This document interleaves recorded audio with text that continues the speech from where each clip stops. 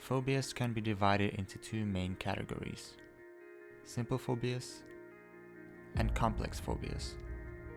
Simple phobias center around a particular object, animal, situation, or activity. They often develop during childhood or adolescence and may become less severe as you get older. Complex phobias tend to be more disabling than simple phobias.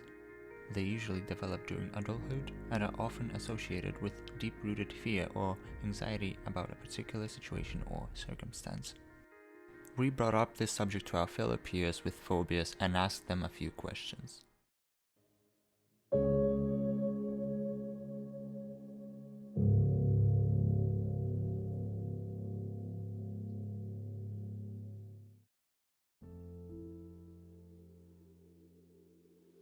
My phobia is heights. I'm scared of boats, sunken boats and that in the sea, seeing them submerged and stuff, and planes as well. I have arachnophobia, fear of spiders, fear of the dark.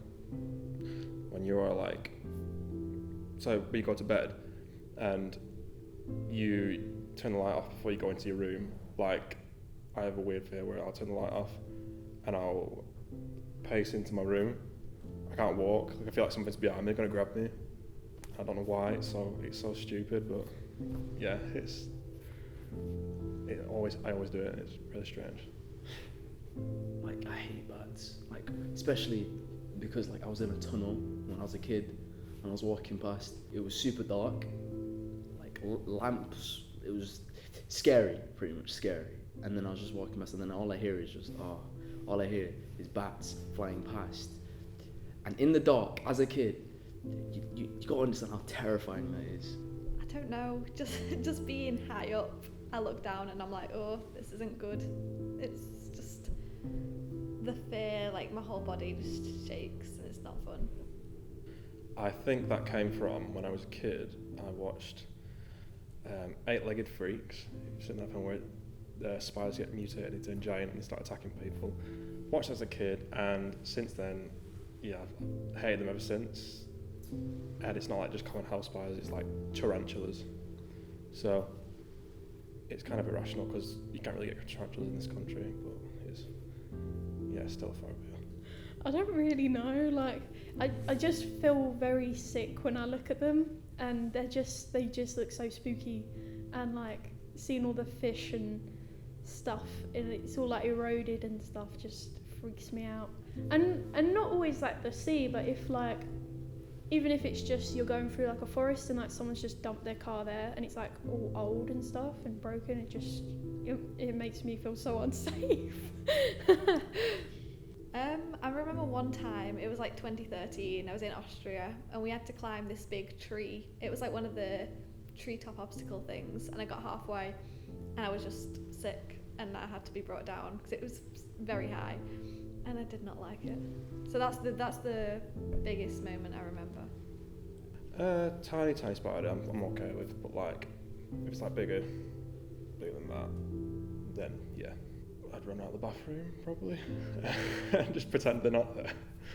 But I used to get my dad to go and kill them when I was a kid. But yeah, it was paralysed with fear. For big ones. Just literally any man-made thing. If it's under the sea and it's sunken, yeah, can't deal with it. Not even it was more physical fear. My body was just my legs just didn't want to move. It was just kind of frozen. It was kind of fear, and then that was just ingrained in me, and I was like, oh god, bats. But it's not like when I watch Batman or something like that, I'm scared of the bats. It's in real life, if I see a bat, I'm just no part of that. I don't want no part, pretty much. Yeah, fear, and obviously you have a lot of heart palpitations and stuff, and you're just, especially if it's I can't remember the name, but the plane shakes in the air, and that freaks me out. I just get whoa, spaced out sort of thing. When you're at the seaside, right, and there's a pier. I don't like going on piers.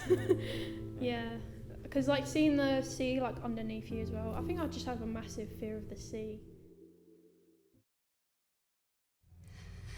You try not to laugh. That's I was trying not to laugh because like you said the same thing I said a few minutes ago. no.